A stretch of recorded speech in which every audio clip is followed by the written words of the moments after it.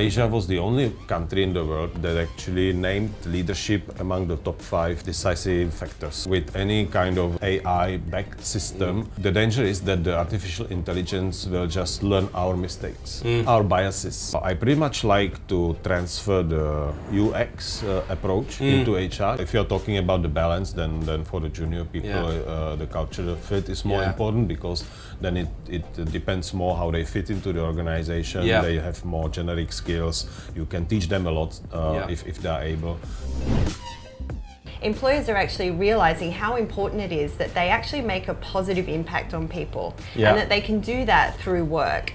Organizations really need to be very clear about what they mean when they talk about wellness and well-being, and what good looks like. I think we need to look at how we would actually use data to make a business case to actually implement and devise a wellness program. I think the other thing to be really mindful of is the importance of creating the right culture, and I think this is going to be the biggest, I guess, thing for people to kind of get over, particularly I think in Asia, where I think mental health is not talked about particularly openly. And I think you'd even find that a lot of companies probably have healthcare policies that don't cover mental illness. You know, increasingly the economy is becoming digital, right? With COVID, you either have a digital presence or you have to completely rethink your business. Absolutely. Industry is also, you know, finding that it's not enough to have an internship that's just 3 or 6 months. We want them for longer, because then we're able to really sort of get them into under the skin of the company, right? So they're more well prepared to actually continue on with the company. The talent who are actually entering the workforce, they need to rethink how the training that they've gotten in university can match with the work that they're going to be doing. For example, if you're a business graduate, it doesn't mean you have to be hired as a business analyst, right? It could be something else. And that's fine, you know, and that's really fine, because the idea of a university education is much broader than just training you for one specific role. Whenever you apply for a job, more and more increasingly the recruiters are looking for experienced hires, you know, people who have some level of real experience. And coming from university, you may feel disadvantaged because you don't have that, right? But it doesn't have to be that way.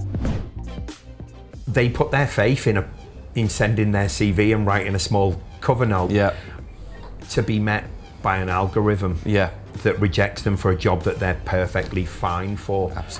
Because nobody looks it on the back end. For me, if I go and take a requisition off somebody, I don't just take a job description and go and work on it. I want to sit down, I want to have a 20-minute discussion about what's working outside that role. If you see a job posted on LinkedIn, sometimes this job was posted by this person. Drop them a personal note. Say, I've seen the role advertised, I don't mind applying, you know, through the system. But I just wanted to drop you a note and drop you my CV and introduce myself personally. So from a candidate perspective, humanise it as well. Don't rely on tech to think that you've got the best CV and you're the best fit for that role, even if you've got a 90% match via an algorithm. So make yourself stand out a bit. Humanise it yourself, reach out to people. Don't be scared to contact recruiters, CEOs, whoever. Get in touch with them.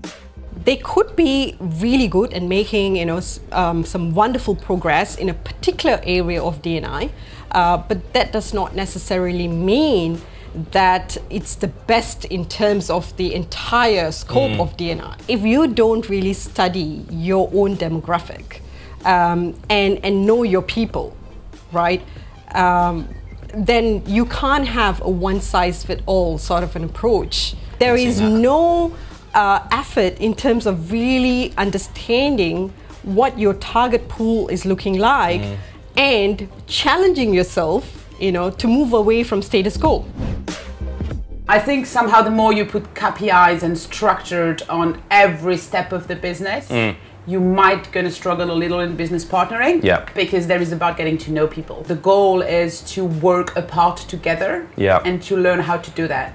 And it feels very challenging, because HR, it's all about relationship with people. I think as an HR, I tend to welcome the people with a different background. Because again, it's about communication, it's about what you learn from others. And someone with a different background is going to have a different way of taking things. Good example today to jump into HR when you're not an HR. You're digital savvy. Everybody is looking for digital. We are lacking of digital talent.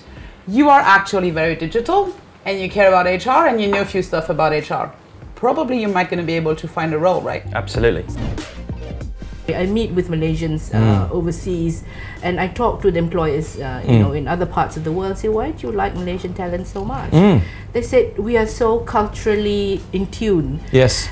You know, we're easy and adaptable in terms of different modes of working. We have good language skills. We have good attitude at work. I think the permanent, conventional way of how we engage talent is a thing of the past. But a lot of companies are still very traditional in Malaysia. They expect the talent to be in front of them and they say, oh, you're working, but you know, half of the time you're surfing the internet and doing so many other things, right? So we have to think about a cultural change and a mindset change on how we engage with talent and unlock, like I said, the potential and the value that they bring without having conventional constraints. Because, you know, if you expect it to be permanent positions all the time on both sides, companies and the talent, that's going to change very dramatically. And, you know, you're going to be you know, you're going to lose the game if you're going to actually operate in that way. The health sort of security is cutting across all sectors. If you don't have health security, you don't have economic growth. You can't, you know, do anything. Businesses will not survive. So health security is important. And I'm glad to say that in Malaysia, although the numbers are, you know, fluctuating and showing really crazy sort of figures, we're still in a mode that we can contain it, and our healthcare system is fantastic. I think it's the best in the world. I would say that one of the biggest problems is that whoever who leads the organization must understand that you cannot achieve all of your vision and your external branding unless you get your internal things sorted out. If you do agree in that, then you would insist on hiring the best HR people, giving them all of the respect and all of the credibility and all of the tools, and putting them under pressure to say that now that you understand our vision, you're going to have to deliver that. Just like he or she, the CEO, will go to the chief marketing guy and say that now that you understand our external vision, you're going to have to deliver that. How can we get the best of both worlds? Yes. How do we reward people? How do we incentivize people?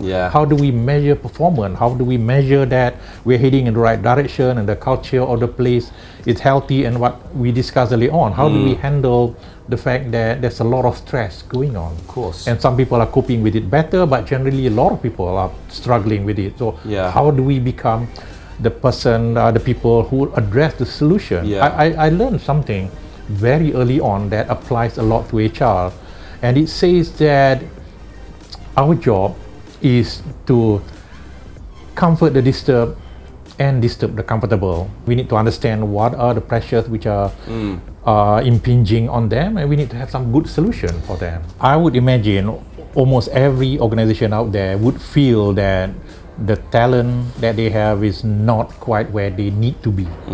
Now, I don't think there are many organizations who say that we have all of the right people with all of the right skill and attitude and competence. Most organizations will say that we're not quite where we need to be.